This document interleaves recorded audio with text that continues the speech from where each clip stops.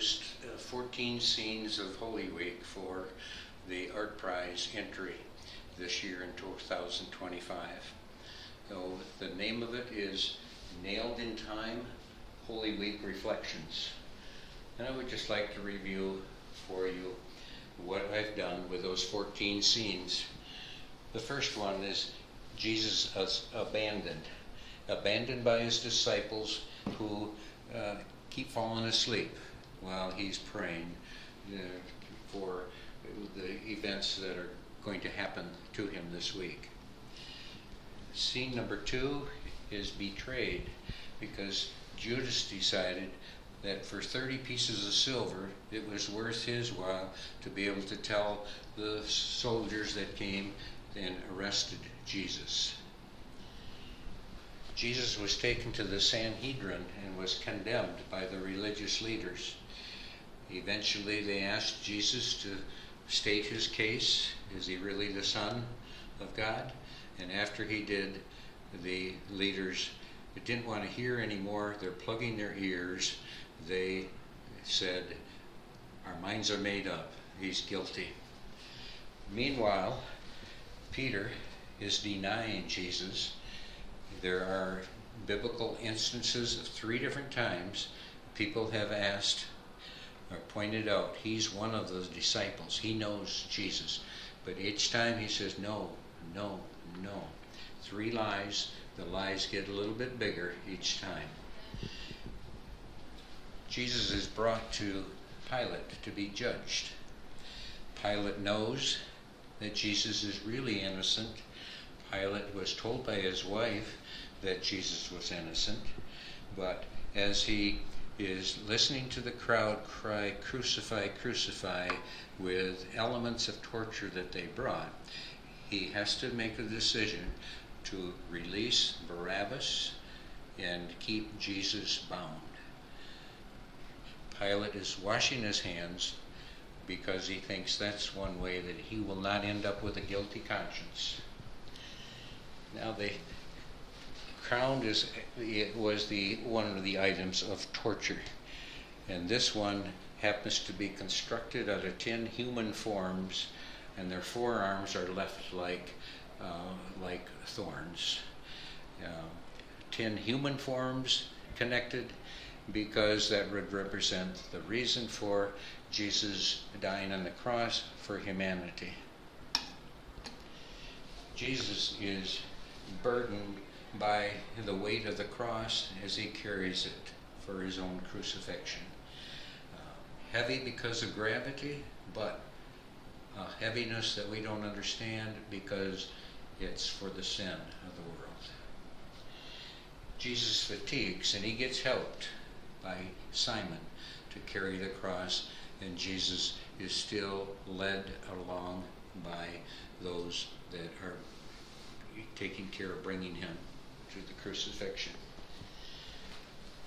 Along the way, crowds mourned, and yet I'm thinking maybe there's one individual that's contemplating, why is this week happening? And maybe remembering Luke 15, where this story is of the prodigal son and the lost sheep and the lost coin. Jesus is crucified on the cross. A sign says, the King of the Jews. And that scene really, I say, is graceful. F-U-L-L instead of F-U-L. As he was on the cross during the crucifixion, there were conversations that happened among the 2 thieves and Jesus, and one of the thieves requested that Jesus remember him in paradise. Jesus, sensing that he had changed his mind about his belief and his faith, says, truly I say to you, today you will be with me in paradise.